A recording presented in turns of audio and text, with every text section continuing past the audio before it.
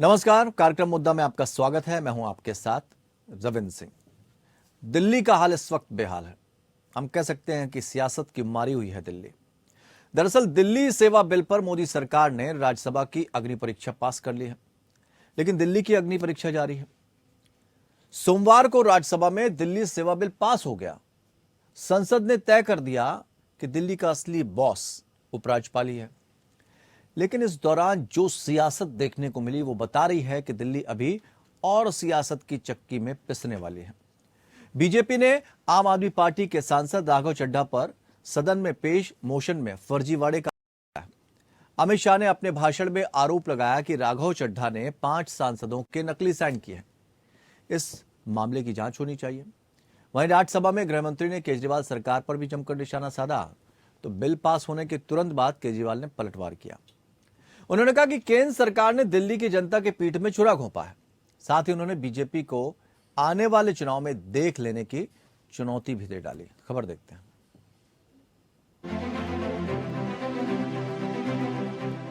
मोदी सरकार ने राज्यसभा की अग्नि परीक्षा पास कर ली। सोमवार को राज्यसभा में दिल्ली सेवा बिल पास हो गया। बिल पर लंबी बहस के बाद वोटिंग कराई गई, लेकिन ध्वनिमत से फैसला नहीं हो सका और जिसके बाद सांसदों ने वोट विभाजन की मांग की। लेकिन वोटिंग के दौरान ऑटोमेटिक वोटिंग मशीन खराब हो गई और उसके चलते पर्ची से वोटिंग कराई गई, जिसमें 133 सांसदों ने बिल के पक्ष में वोट किया, जबकि 102 सांसदों ने बिल के विरोध में मतदान किया। बीजू जनता दल, बीजेडी और वाईएसआर कांग्रेस पार्टी ने भी बिल का समर्थन किया। इसके साथ ही दिल्ली सेवा बिल राज्यसभा में भी पास हो गया। अब ये बिल राष्ट्रपति के हस्ताक्षर के बाद कानून की शक्ल लेगा। बिल के पास होने के साथ ही दिल्ली की मुख्य प्रशासनिक शक्तियां केंद्र सरकार के पास होंगी। अब से दिल्ली में मुख्यमंत्री की तुलना में लेफ्टिनेंट गवर्नर की शक्ति कई मामलों में बढ़ जाएगी। संसद ने अधिकारों का फैसला कर दिया है, लेकिन दिल्ली में सियासत कम होने का नाम नहीं ले रही है। भाजपा ने आम आदमी पार्टी के सांसद राघव चड्ढा पर सदन में पेश मोशन में फर्जीवाड़े का आरोप लगाया। आप सांसद चड्ढा ने दिल्ली सर्विस बिल को सेलेक्ट कमेटी के पास भेजने का प्रस्ताव पेश किया था और इस पर अमित शाह ने राज्यसभा में कहा कि इस मोशन को पेश करने के दौरान चड्ढा ने 5 सांसदों के फर्जी दस्तखत लगाए हैं। हालांकि राघव चड्ढा ने आरोपों का खंडन किया और कहा कि बिल को सेलेक्ट कमेटी के पास भेजने के प्रस्ताव पर दस्तखत की जरूरत ही नहीं होती। अब गृह मंत्री अमित शाह ने मामले में जांच की मांग की है। वहीं राज्यसभा में बहस का जवाब देने के दौरान गृह मंत्री अमित शाह ने जमकर केजरीवाल सरकार पर निशाना साधा। उन्होंने कहा कि इस बिल का मकसद केजरीवाल सरकार के भ्रष्टाचार को खत्म करना है। माननीय महोदय, चूंकि इतनी लंबी चर्चा इस सदन ने करी है, मैं दिल्ली की स्थिति को थोड़े शब्दों में जरूर सदन के सामने रखना चाहूंगा। मान्यवर, दिल्ली कई मायनों में सभी राज्यों से अलग प्रदेश है, क्योंकि यहाँ संसद भवन भी है, कई सारे इंस्टीट्यूशन का स्टेटस एंजॉय करने वाली संवैधानिक हस्तियां यहाँ विराजमान होती, सुप्रीम कोर्ट है, एम्बेसीज यहाँ है और बार बार दुनिया भर के राष्ट्राध्यक्ष यहाँ पर चर्चा करने के लिए यहाँ आते हैं। मान्यवर, इसीलिए दिल्ली को यूनियन टेरिटरी बनाया गया है। उधर राज्यसभा में बिल पास होने के तुरंत बाद दिल्ली के मुख्यमंत्री अरविंद केजरीवाल पूरे आक्रामक तेवर में नजर आए। पलटवार करते हुए उन्होंने कहा कि संसद में अमित शाह ने कहा कि हमारे पास कानून पास करने की शक्ति है। आपको लोगों के लिए काम करने की शक्ति दी गई है, उनके अधिकार छीनने की नहीं। बीजेपी सिर्फ हमारे अच्छे काम को रोकने की कोशिश कर रही है। इस बार जनता उन्हें कोई भी सीट नहीं जीतने देगी। सुप्रीम कोर्ट ने एक आदेश दिया था। 11 मई को सुप्रीम कोर्ट ने आदेश दिया था। सुप्रीम कोर्ट ने क्या कहा? सुप्रीम कोर्ट ने कहा, भारत एक जनतंत्र है।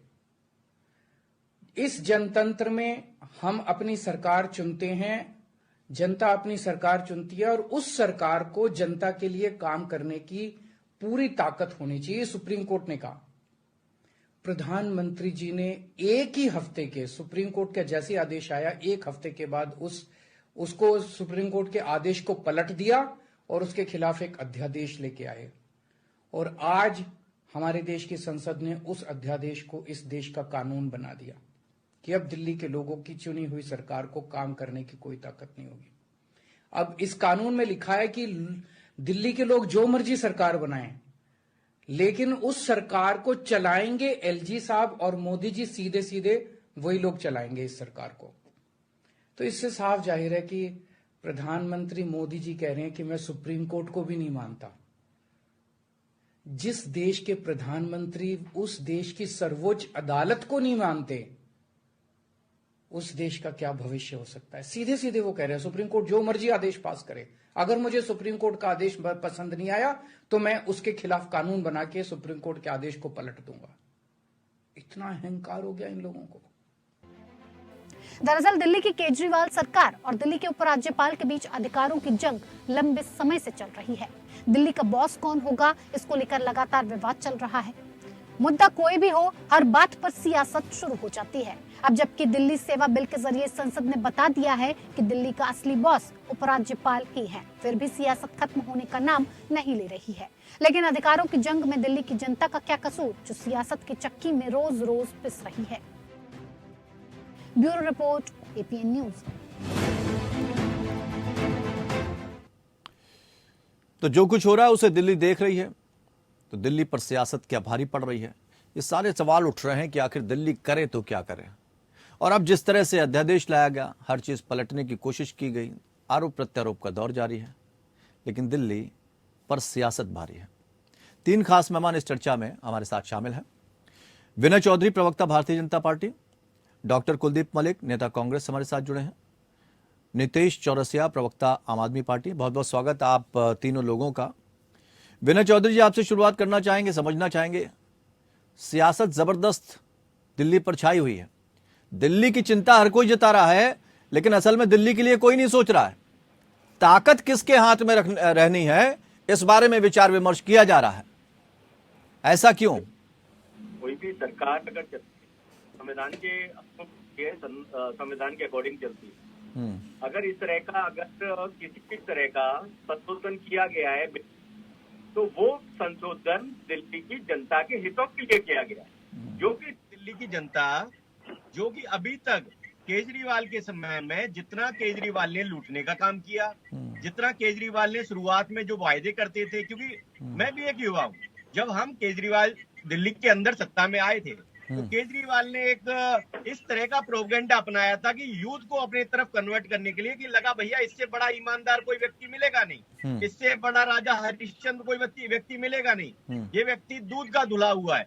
लेकिन जब इसकी सरकार आई, जब इसने अपना काम अपना दिखाया रूप, तब पता चला कि बिजली पानी के आड़ में, जो फ्री की लॉलीपॉप की आड़ में जो इसने रूपरेखा तैयार की, तब पता चला कि जो पानी ये देता था वो पानी, इतना गंदा पानी जनता को मिलता था कि व्यक्ति उस गंदे पानी से नहाएगा तक नहीं, पीना तो बहुत दूर दूर की बात है। एमसीडी में कौन था सर? लिए किया गया, बिजली के बिल की बातें होती थी। एमसीडी में कौन था सर? काम किया गया इतने वर्षों से एमसीडी में कौन था सर? एमसीडी में थे, एमसीडी में काम भी किया, उसके बावजूद भी केजरीवाल ने साफ तौर पे कहा तो था, मतलब अब आप ये कहना चाहते हैं विनय चौधरी जी, अब आप ये कहना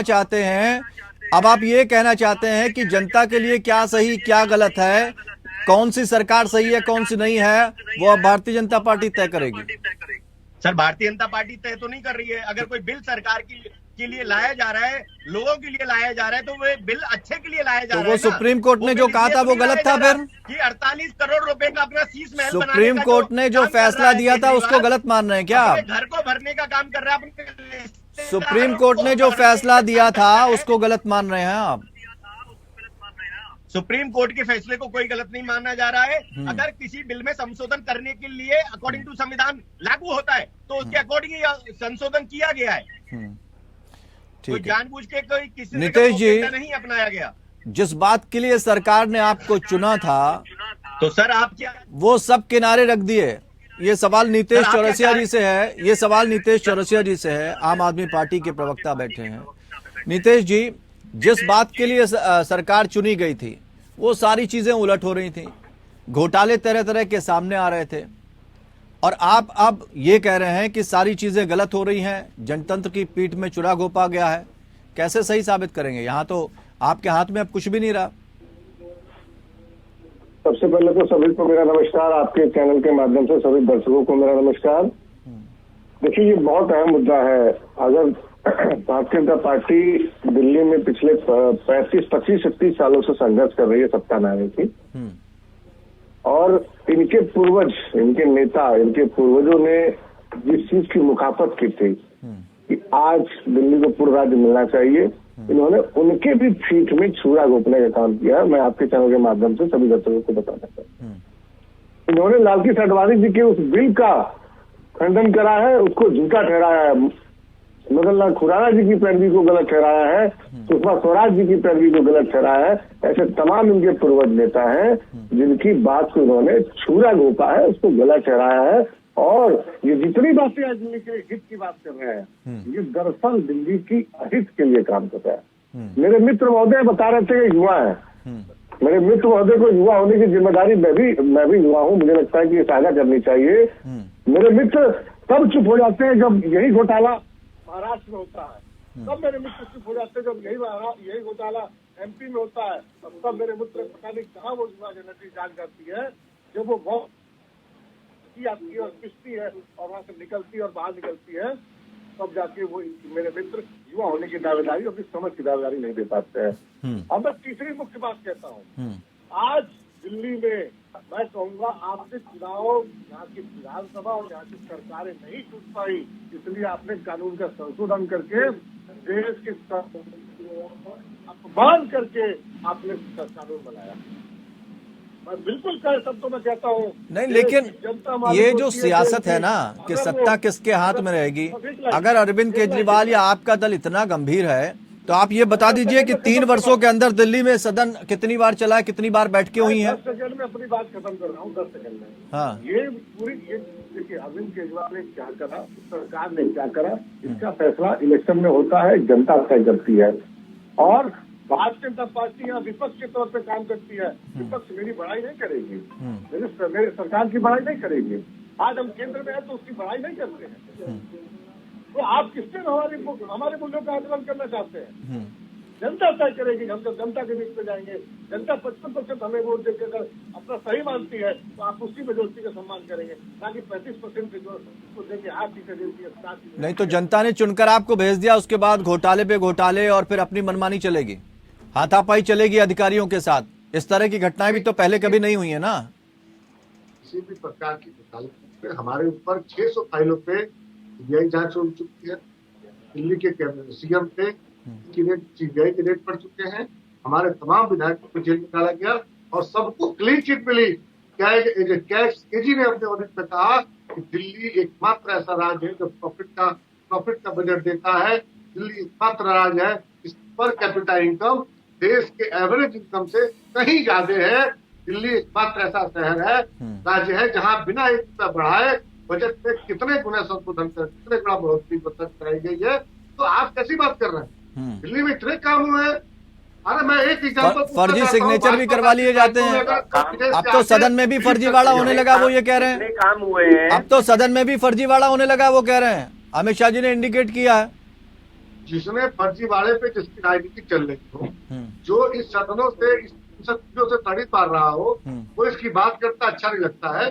रूल 125। अच्छा, मेरे दाग तुम्हारे दाग से अच्छे हैं। डॉक्टर कुलदीप मलिक जी, आप लोगों की तो मजबूरी बन गई है। जिक्र कर देता हूँ, आ रहे हैं, ठीक है। रूल 125। डॉक्टर कुलदीप जी, आप लोगों की तो मजबूरी बन गई है, गठबंधन मजबूत करना है, इसलिए आपको मजबूरन जो है आम आदमी पार्टी का साथ देना पड़ रहा है।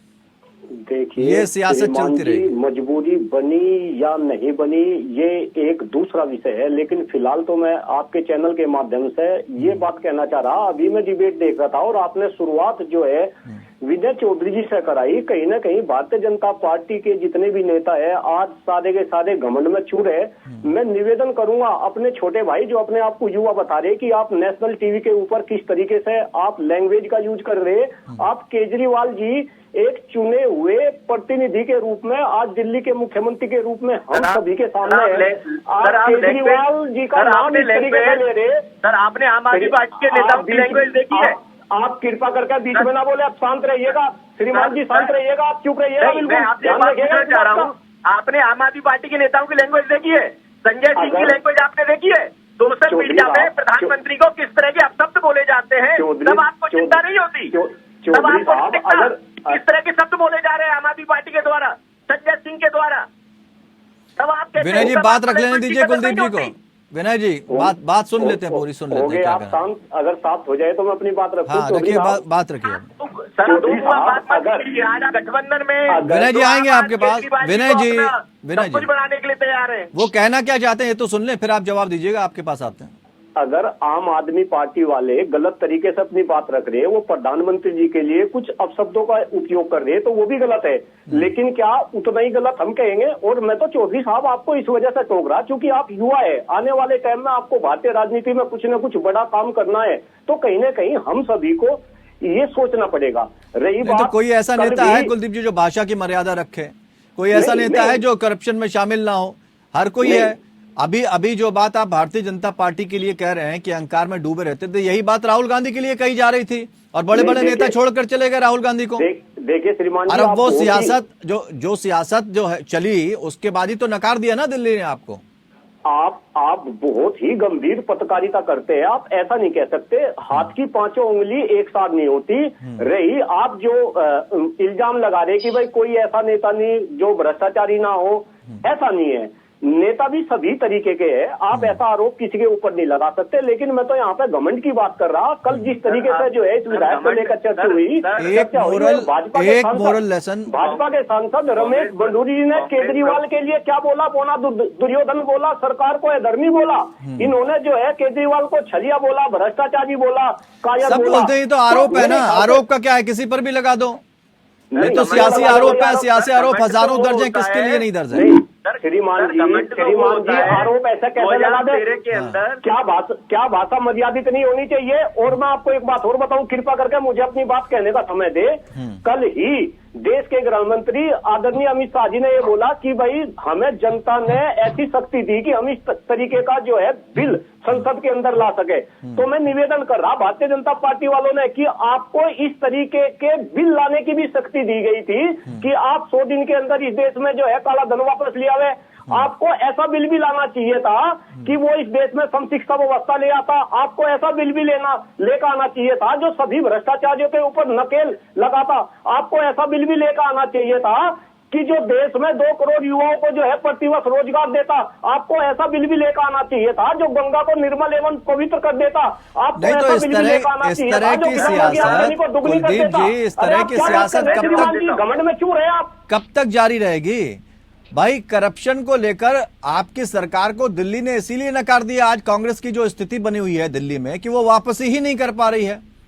तमाम आप जद्दोजहद कर चुके हैं, आपने उम्मीद भी छोड़ दी। तो अब आप साबित कैसे करेंगे? मैं आपकी बात को बड़ी कर रहा भाई, कांग्रेस वालों ने तो इस देश में जो है बहुत गलत काम करे और कांग्रेस ने गलत काम करे, कांग्रेस को उसकी सजा मिल दी। 9 साल से सत्ता से बाहर जो है जनता ने कर रखा।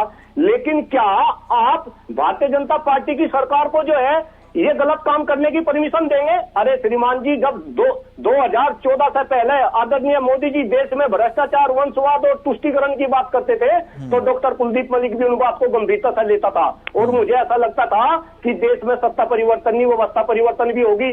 लेकिन अब आप ही बताइए, और आपकी गंभीरता ये बता दी कि कहीं ना कहीं आप भी गंभीर है। आप बताइए, अब देश के प्रधानमंत्री क्या भ्रष्टाचार की बात कर सके? क्या ये वंशवाद की बात कर सके? क्या ये तुष्टीकरण की बात कर सके? अरे क्या बात कर रहे? देश को कहां से कहां लेके जा रहे? सारा देश बांट दिया, मणिपुर जल रहा, हरियाणा जल रहा, आज दिल्ली तक आ गई और ये देश को बांटने की बात कर रहे। विनय जी, ये भारतीय जनता पार्टी वालों को। विनय जी, सारे आरोप, सारा करप्शन सब विपक्षों ने किया है, विपक्षी दलों ने किया है, उनके नेताओं ने किया है। अपने गिरेबान में झांकने की कोशिश नहीं। एक चुनी हुई सरकार के अधिकार आप छीन रहे हैं, आप उसको बता रहे हैं कि लोकतंत्र के हित में है, तो सारा भ्रष्टाचार खत्म करने का जिम्मा आपका है।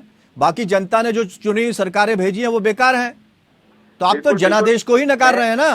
बिल्कुल, जनादेश को बिल्कुल नहीं नकार रहे। जो सरकार है वो चुनी हुई सरकार है और देश की जनता ने ये सरकार को चुन के भेजा है। प्रधानमंत्री मोदी जी को चुन के भेजा है और प्रधानमंत्री तो अरविंद केजरीवाल को किसने चुनकर भेजा था या आम आदमी पार्टी के नेताओं को किसने चुनकर भेजा था? उनके वायदों पे खड़े उतर रहे हैं। जो हमने वायदे किए थे देश के आगे, वो वायदों को हम लोग पूरा कर रहे हैं। एक वायदा हम लोग पूरा कर रहे हैं। वो तो कह रहे हैं कि गंभीर मुद्दों पर, गंभीर विषयों पर तो बोला ही नहीं जाता है ना। हर जगह बात कर रहे हैं। जब भारतीय जनता पार्टी, जब सरकार, प्रधानमंत्री मोदी, लेकिन विनय जी सिर्फ बातें करने से काम थोड़ी ना होगा ना। जहां आपको तेजी दिखानी होती है वहां तो तेजी दिखाई नहीं जाती है। मणिपुर को लेकर हो गया, बेरोजगारी को लेकर हो गया, महंगाई को लेकर हो गया, वहां चुप्पी साध दी जाती है। और सरकारें कहां गिरानी है वहां तेजी दिखा दी जाती है। ये भी आरोप लग रहे हैं ना। 2 मिनट बात सुनिए, मैं आपकी बात पे आ रहा हूँ। हाँ, सबसे पहले तो मलिक साहब ने कहा कि भैया हम लोग घमंड में चूर हैं। घमंड तो वो था, मैं आपको याद दिलाना चाह रहा हूँ 2013 के अंदर कि प्रधानमंत्री मनमोहन सिंह, पूर्व प्रधानमंत्री मनमोहन सिंह बैठे हुए तो राहुल गांधी ने उनके आगे दस्तावेज फाड़ दिया था। आप एक एग्जाम्पल ऐसा दे दीजिए विनय जी, एक एग्जाम्पल ऐसा दे दीजिए, एक एग्जाम्पल ऐसा दीजिए जो पिछले दलों ने सुप्रीम कोर्ट के आदेश को धता बता दिया हो और उसके ऊपर कानून ले आए हो। आप इसको दीजिए, एग्जाम्पल दीजिए ना, एग्जाम्पल दीजिए कि सुप्रीम कोर्ट के आदेश को धता बताकर उसके ऊपर अध्यादेश ले आए हो। तो राहुल गांधी ने प्रधानमंत्री के दस्तावेज को फाड़ दिया था, मीडिया के आगे, जनता के आगे, देश की जनता के आगे। तो सबक मिल गया ना, क्या होगा? उनको सबक मिल गया, उनको सबक मिल गया। क्या होता है? आप सबक ये तो बताइए मिलेगा कि ना। अगर राहुल गांधी ने ये किया था तो भारतीय जनता पार्टी उससे बड़ा काम करेगी क्या? ये तो एग्जाम्पल नहीं है ना कि उन्होंने ऐसा किया तो हम भी करेंगे। आपसे तो सवाल ये है कि सुप्रीम कोर्ट के आदेश को धता बताते हुए किस सरकार ने अध्यादेश लाया? सर, मैं आपको एक बात के माध्यम से कहना चाहूंगा, जो आप कह रहे हैं कि प्रधानमंत्री मोदी जी ने या सरकार ने कुछ नहीं किया देश के लिए, आपका कहना ये है भ्रष्टाचार। आप क्या बात कर रहे हैं? सवाल मेरा क्या है, सवाल मैं क्या है आपको विनय इस जी, बात के माध्यम से सवाल कहना क्या है, चाहूंगा, सवाल क्या है हमारा? नहीं, सरकार कोई भी योजना निकालती अरे आप है, हमारे तो ये अपने देखिए, शब्द जो है हमारे मुंह में मत डालिए। ये कांग्रेस का आदमी है, भारतीय जनता पार्टी के आदमी है। अरे विनय जी, सवाल सीधा सीधा हमारा है, आपका वो जवाब नहीं दे पा रहे हो आप बताओ ना। आपने राहुल गांधी का उदाहरण दे दिया, आप केवल इतना एग्जाम्पल दीजिए ना कि सुप्रीम कोर्ट ने एक आदेश दिया, उसके ऊपर आप अध्यादेश लिया, उसका जवाब दीजिए ना, किस सरकार ने किया? प्रधानमंत्री को जी नितेश जी, संक्षेप में। अक्सर फेल्योर हमेशा फेल्योर के ही एग्जाम्पल तय है। जब आप बच्चे से किसी बात करेंगे, सोचा रहे कि कहेगा तो कहेगा कि आपको पता है पिताजी वो पड़ोस वाले ने मेरे को उसको छठी रंग लेके आया था, पहले की बात नहीं। जब भी कंपैरिजन की बात आती है तो फेल्योर से अपनी कंपेयर करता है। एक सवाल जरूर पूछना चाहेंगे हम नितेश जी आपसे कि 3 साल हुए, कितना सदन चला?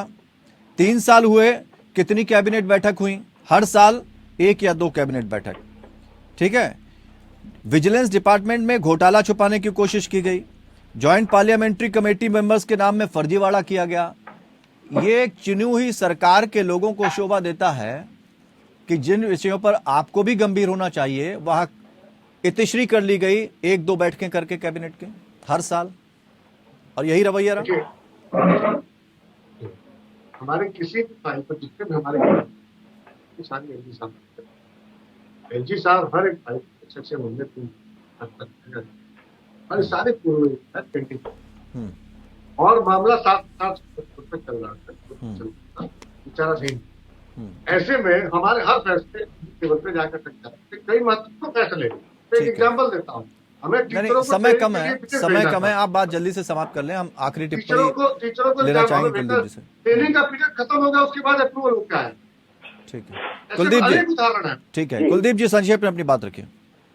देखिए श्रीमान जी, जहाँ तक इस अध्यादेश की बात है, भाई मेरा ऐसा मानना है, अगर एक मुख्यमंत्री को इतना भी अधिकार नहीं रहेगा कि जो उसके अधिकारी है वो उनको ट्रांसफर भी कर सके, उनकी समस्याओं की जो है सुनवाई कर सके, तो मुख्यमंत्री का मतलब क्या है? दूसरी बात, बस 1 मिनट में अपनी बात को खत्म कर रहा, क्योंकि मेरे जो भाजपा के साथी है, युवा है, देश की राजनीति में आने वाले टाइम में इन युवाओं को चलानी, भाई ये बात कर देगी भारतीय जनता पार्टी ने एक वादे को पूरा कर दिया। श्रीमान जी ध्यान से सुनो, भाई कौन से वादे को पूरा कर दिया? अगर भारतीय जनता पार्टी ने कोई वादे पूरे करे, मैं उनका भी समर्थन कर रहा। आपने वादा किया था कि धारा 370-35 से आप जम्मू कश्मीर से हटाएंगे, आपने पूरा किया, मैं इस बात को कह रहा, लेकिन वो आपने अलग वादा डिबेट किया है, था, उस पर चले जाएंगे। नहीं, वो अलग जो डिबेट है, वादे फिलहाल किए थे, अगर आप सोचेंगे आपने एक भी समय वादा इतना नहीं ही पूरा हमारे करा, पास।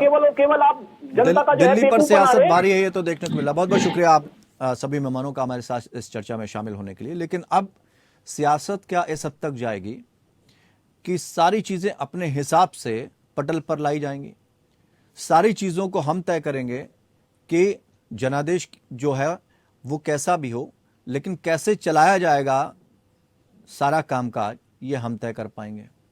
तो फिर जनादेश के मायने क्या है? क्या वाकई ये जनादेश का सम्मान है? और इस तरह की जो सियासत हो रही है, तू मैं की सियासत हमेशा हुई, लेकिन अब जो सियासत देखने को मिल रही वो वाकई क्या जनतंत्र पर और दिल्ली पर भारी पड़ रही है? ये भी एक बड़ा सवाल है। फिलहाल इतना ही। नमस्कार।